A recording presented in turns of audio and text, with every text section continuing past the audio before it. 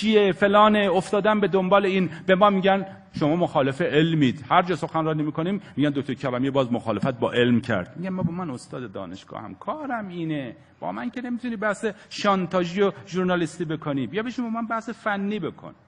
ما با این فناوری مخالف نیستیم، به شرطی که کنترل شده بره تو مزرعه. مجوز نگرفته برنج بردن تو مزرعه. این وارد کننده های تراریختن، این میلیاردرهای شرکت های میلیاردی هن. من دارو نوع ترکیب تولید کردم، از شرکت به من زنگ زدن، هنوز مرحله تحقیق بود. دکتر کلمی شنیدیم روی دارو کار میکنی، میدونی ما سالانه 100 میلیون دلار واردات این دارو مونه، میخوای نون ما رو آجر کنی؟ گفتم بی انصافا، بذارید تولید داخلی کنیم، میدم خود شما بفروشید.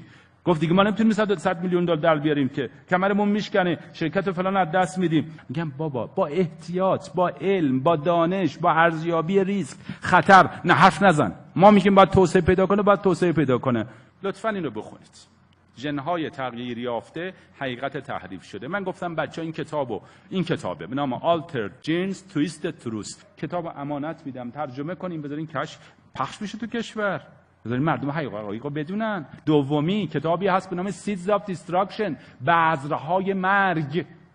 بابا معلوم نیست این تاریخ‌ها چیان. من استاد مهندسی ژنتیکم، تردید دارم. علما به من میگن در چیزی که تردید داری چی کن؟ احتیاط کن. خب شما هم لطفاً احتیاط کنید. چرا بردید تو مزرعه؟ صبر کنید با حوصله. روسیه نبرده، پاکستان نبرده، سوئیس نبرده، 50 تا کشور اروپایی نبردن. حالا آمریکای اکستریمیسته. بابا آمریکا رو مدل نگیر. آمریکا تو همه چیز افراطی است. تو جنگ افراطیه، تو همه چی افراطیه. آمریکا رو تو هیچ چی مدل نگیر. چرا سوئیس رو مدل نمیگیری؟ که بند کرده، ممنوع کرده. بابا سلامت مردم براش مهمه. آمریکا پول مهمه. 99% مردمن، 1% میگن کورپوریت. یعنی چی؟ یعنی تریلیاردرها. رئیس میکروسافت اسمش چیه؟ بیل گیتس. بیل گیتس میدونه چه مصیبتی تو آمریکا داره درست میکنه؟ مدافع شرکت مونسانتو پول داره، ثروتمندترین انسان کره زمینه. احتیاط کنید.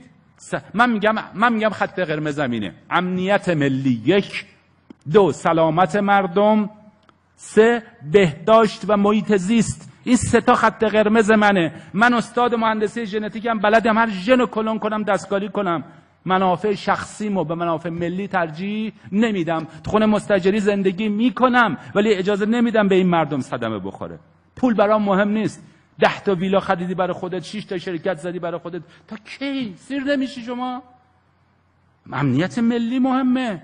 بعد شما شده ابزار دشمن، ابزار صهیونیسم برای کشتن شیعیان نقشه داره. چرا شما اینو متوجه نمیشی؟ با بذر، با غذا، با دارو، ذرتایی که به شکل اسمش چیه تو خیابونا میفروشن، به بچه‌هاتون ندید عزیزان من. بگید چی اسم این ذرتای خوشمزه کره میریزن توش؟ چی ذرت مکزیکی؟ اینا همه تراریخته است. کیلویی وارد میشه با کشتی میاد. این دوتا مجله، بذرهای مرگ و آلتر جین، ژن‌های تغییر یافته، اینو من دارم. اینم فول تکستش توی فلشمه. بیایید اینا رو ترجمه کنیم، منتشر کنید. این خواهرایی که اینجا هستن مسئولن خانواده‌هاشون آگاه کنن. برادران مسئول خانومش آگاه کنه. خواهرش تو فامیل نشستید 5 دقیقه تراریخته حرف بزن. برنجتون کیلویی همینجوری نرید فله‌ای بخرید. بابا غذاتون نمیدونید 20 سال بعد یه درد اینجا.